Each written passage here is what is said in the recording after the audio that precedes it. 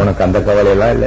எவ்வளோ தொல்லவாரி முண்டை தேவடியா முண்டை சோறு இல்லாம போட்டு படுத்து கிடக்குறான்டா, உடனே பஸ் ரயில உடைக்கிறதுக்கு புறப்படுறான் 4 பேர்.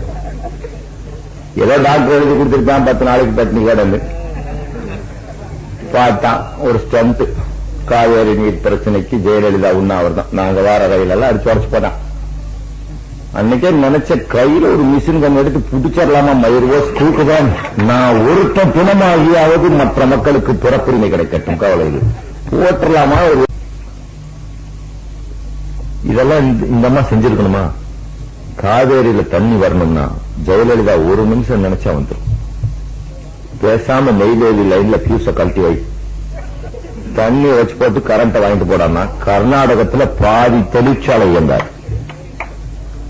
பீஸ கழட்டி கீழே வைக்க வேண்டியதுதான். நடி போய் உக்காந்துக்கிட்ட என்னமோ ஸ்டண்ட் அடிக்கிற சொல்லு, போக முடியாது.